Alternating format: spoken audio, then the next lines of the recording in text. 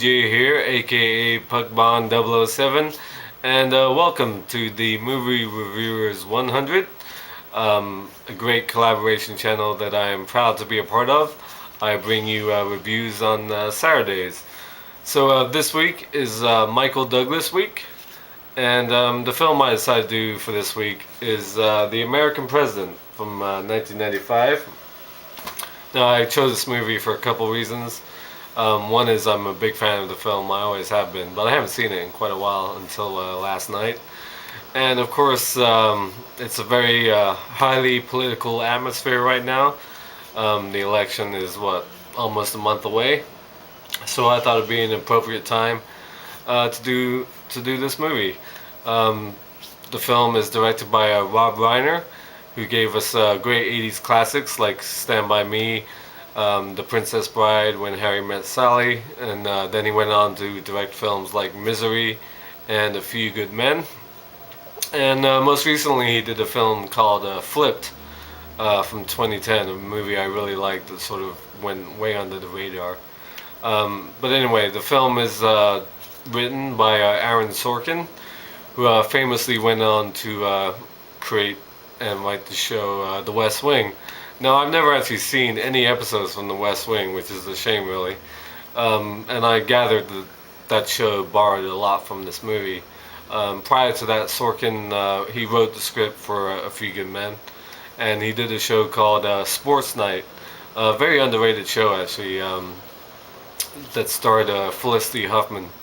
And I believe now he's doing a show called The Newsroom. I believe it's on HBO, starring Jeff Daniels. And he went on to write a couple other movie scripts. Charlie Wilson's War, which I love. The Social Network, of course, which he won an Oscar for. And Moneyball, which came out last year, a great movie. So The American President, of course, stars Michael Douglas as Andrew Shepard, the President of the United States. It's basically the third year of his first term. He has a great approval rating in the mid 60s. And the beginning of the film sort of starts off in his office early on in the day. Everybody's running around giving him schedules, setting up meetings. He's meeting with his staff. And it's a great supporting cast. Martin Sheen plays A.J. McInerney, his chief of staff. Michael J. Fox is great as Louis Rothschild, basically his domestic policy advisor. Rothschild is an interesting name, actually. If you believe certain conspiracy theories about American politics and who's actually running the country, that's an interesting name to look up. Samantha Mathis, who I'm always glad to see in movies, plays sort of his aide. She's like always by his side, giving him all the details of his day, all that type of stuff. And basically we see that see sort of like the political witty banner that goes on inside the Oval Office. We learn early on that he's actually a widow. He was widowed before he won the election and became president, but he has a young daughter named Lucy. She's about 13, 14 years old. There's a great scene that I love where he basically has to schedule a meeting with his daughter, and he goes up to visit her, and he gives her a book as a present, a book about the Constitution, and she's practicing her trumpet at the time, and as he walks out the room, she sort of plays the presidential theme as he walks out. It's a very funny moment. So his basically primary goal is to get this crime bill passed, a reduction of handguns and assault weapons. But he's also being hounded by the GDC, an environmental lobby group. And they bring in a hired gun, played by Annette, and her character's name is Sydney Ellen Wade. During a meeting that she has with his staff, she basically insults the president as he walks in, as he's standing behind her. She's all embarrassed. But anyway, he takes a liking to her, and he wants to go out with her. He invites her to a state dinner and they get up and dance in front of everybody, and it's a very, very wonderful moment. It's a very sweet movie. It's sort of a political romantic drama, if you like. I think it's really good. But of course, he runs into all sorts of obstacles as the president trying to date a normal woman in a normal kind of way. He has trouble sending her flowers, even. At one point, he ends up sending her a Virginia ham because she's originally from Virginia. So as the film goes on, their relationship becomes more serious. Things get more heated.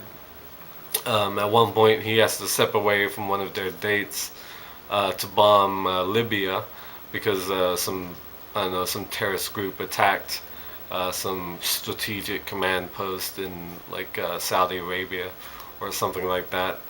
And this is sort of the point where Richard Dreyfuss enters the movie. He's the GOP minority leader and the opposing candidate for the upcoming campaign the following year, and he begins to attack the president's character for quote having a girlfriend, that sort of thing. We find out that at one point Sydney burned a flag during a protest, and but Shepard doesn't want to get into a character debate with this guy. He thinks it's sort of beneath him, and the basic White House opinion on the Sidney Ellen Wade issue is no comment. But this sort of is a problem because his approval ratings start to drop. He goes below 50% at one point, down into the low 40s, and so it's a real problem because he won't fight back while he and his girlfriend are being attacked in the press and media and so on. Towards the end of the film, Michael Douglas runs into a problem because his crime bill is sort of in direct conflict with the environmental bill that the GDC is trying to pass.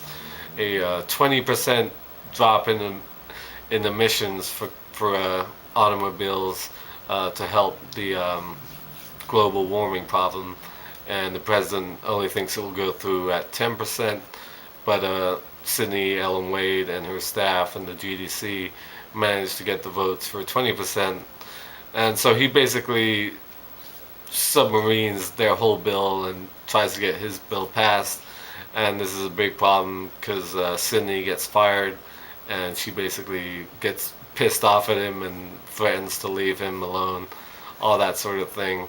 But the film ends very nicely. There's a great speech at the end.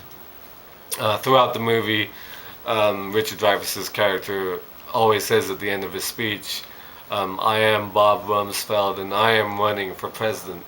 And Shepard has this great speech in front of the press corps at the White House, and he ends it by saying, "I'm Andrew Shepard and I am the president." And then it sort of goes off. It sort of ends with him entering Congress to give the State of the Union address. It's a very good movie. I've always been a fan of it. Michael Douglas and Annette have great chemistry together. The supporting cast is great. Martin Sheen, Michael J. Fox, Samantha Mathis, Richard Dreyfuss, David Paymer as well as in it. It's a really sweet movie. I think it's really well made, and the dialogue and the script is really, really good. Just sort of a fun political drama with some romance thrown in. So that's my review for The American President. Make sure to check out everybody else's videos this week. Alan already did a great review of Falling Down yesterday. Great movie from 1993, which I'm also a fan of. So as always, thank you for watching, and until next time, I'll see you.